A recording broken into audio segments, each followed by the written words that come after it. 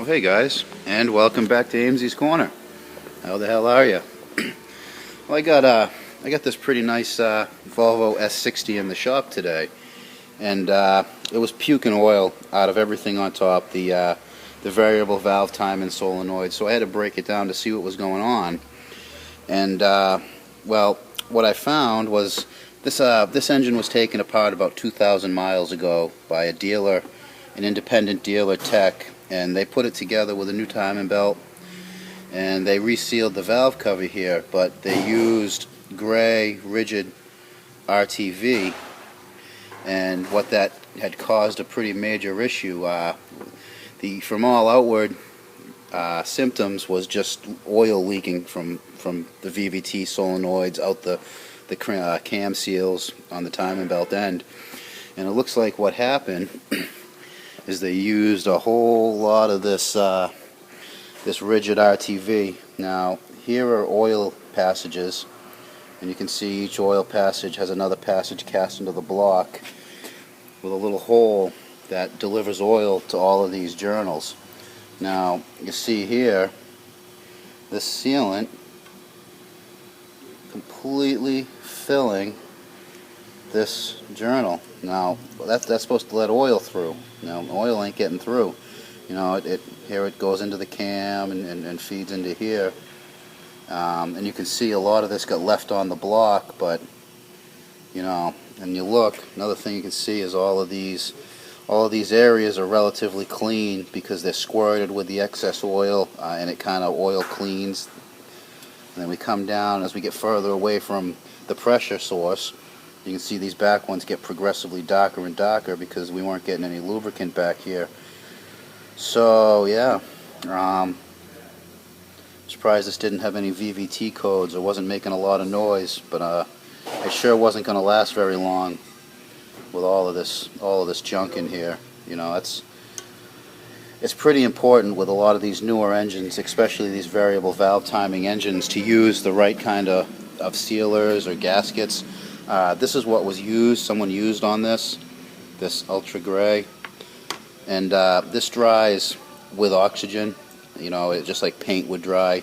So if you put it on the engine and then it gets into these passages, well, it's going to do this. It's going to dry up and harden. What you're supposed to use is something called anaerobic sealant. Now this dries in absence of oxygen. When you get two gaskets or two sealing surfaces matched together, there's no air in there, it'll dry into a sealant.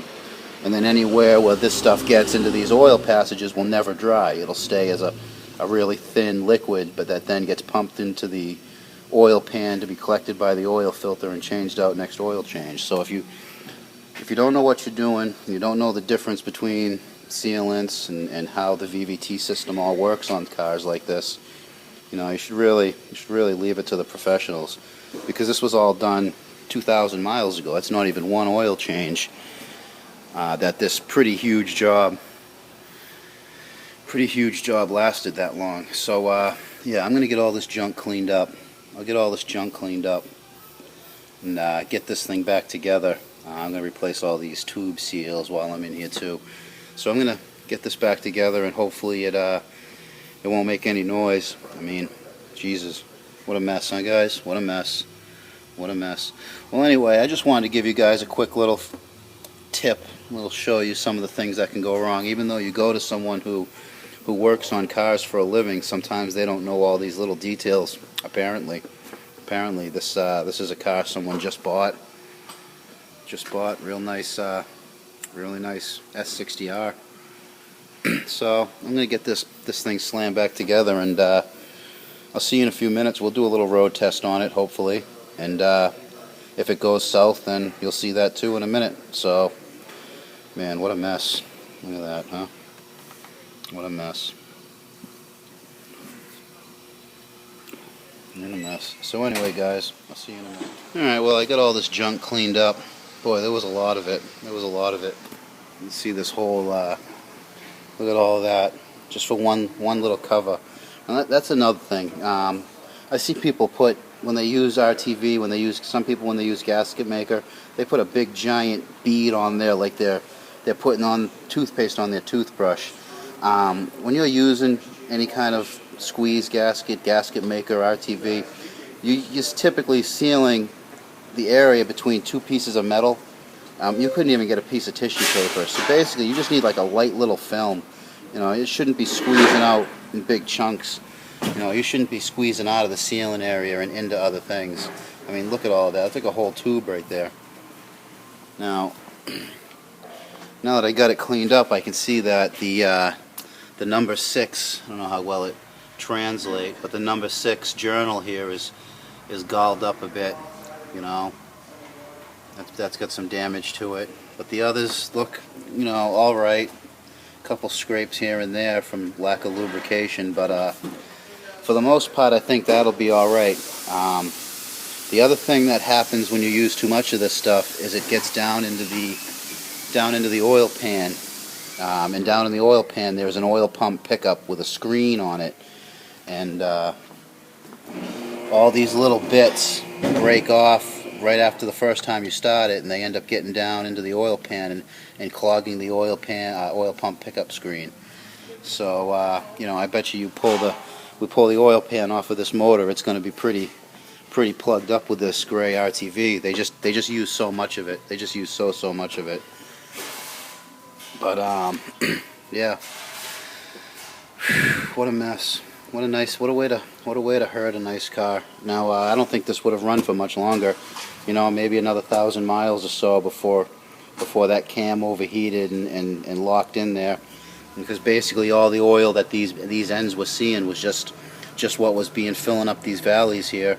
You know, it was kind of like an oil bath was all there was to lube all of this, when it's supposed to have pressurized lubrication so you don't have the cam come in contact with these journals, because that's what you get right there. You get that galling. I don't think it shows up as well on camera as it does in real life, but I've seen worse run for a while. But like I said, the problem with this car is going to be all of this junk down in the oil pan. So, you know, technically the oil pan should come off and clean that screen out, especially on a car that looks pretty much like it's being used for a performance car. So anyway, I get just a little more cleanup to do, and I'm going to throw this thing back together and we'll go from there. So I'll see you in a minute, guys. Alright, well, I got these cams in. I got some pre-lube on there. Really important to pre-lube these before you put them in, because it's not like a normal top end where you can put the cams all together, pre-lube it, put your caps on, then the cover. So we got to pre-lube this before the cover. Yeah. And then here's that anaerobic sealant. Now that's about how much of any gasket maker you want to apply. One, so I take and put the stuff on, and then you hit it with your finger and it gives this nice raised little look to it. So that's enough so when you put the gasket or put the part together, it's going to squeeze all and be one nice continuous sealing layer. So let me get this back together. Let me get that cover on, and next time you see this, it should be pretty much a running car, because there really isn't a whole lot to look at after that cover goes on. So we'll see you in a minute at startup. Thing all back together here. Yeah, there were really no hurdles to putting it back. It a little complicated with the way the VVT system and the cam marks are, but I had also marked where the cam sensors are, so no matter what happened here, I had those to go back to. Probably the only thing I did wrong on this car was this. This is the charge air tube, and I put it on before I put these plastic covers on. You know, so I had to take it off to put those covers. You know, if that's the biggest kind of mistake I make. Usually it's just something towards the end, just underestimating which cover needs to go on first. But anyway, take a little look at this thing. Now I like the this is probably my favorite Volvo, would be these S60s. You know, they go pretty good. But anyway, let's I've still got a lot of other cars to fix. I gotta take this thing for a quick road test, so now fired right up the first time I put it together, like it had never shut off. You know, no check engine lights. It's probably the third time I've started it, so let's see. Let's go for a little drive. Fortunately, it's an automatic, so you know, is what it is. Is what it is. Put a lot of oil on this windshield. Got to clean that up too. Part of these big jobs, you know, you're spraying oil and you're trying to keep stuff clean under the hood. A little bit of spatter on the cowls, normal. So yeah, it goes all right. It goes all right. Handles well. These S60s, the S60-R. Now they got that active suspension going on. Got her in sport now, it looks like. But yeah, you know, you see this kind of job, what happens if you don't use the right kind of sealer or the right tools for the job. You get what you had here. Now if this car had driven, I give it maybe 500, maybe 1,000 more miles, it wouldn't have been resealing the valve cover. It would have been a new head, you know. And honestly, on something like this, we probably would have just done a whole nother motor. You know, maybe something with lower miles from a junkyard. But because we caught it in time, we caught it before it really toasted those journals out. Just that little damage to the one, which I think it'll be all right. I think I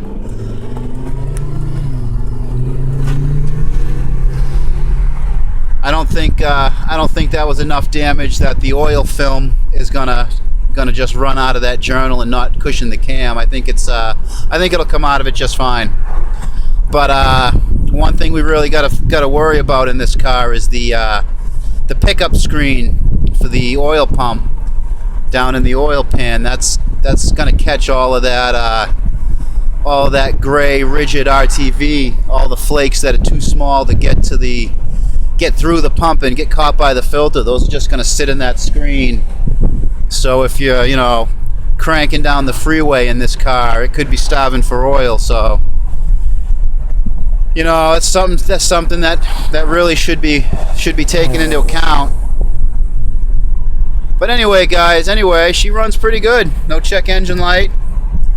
We'll give it a little bit to see if it leaks oil, but yeah, that's the way she goes. It's the way she goes. That's one of the mistakes that hopefully you guys can learn from that person's mistake and use the right equipment and right sealers for the job. Well, anyway, guys, I'm rambling on, and I got to take my shop right up here.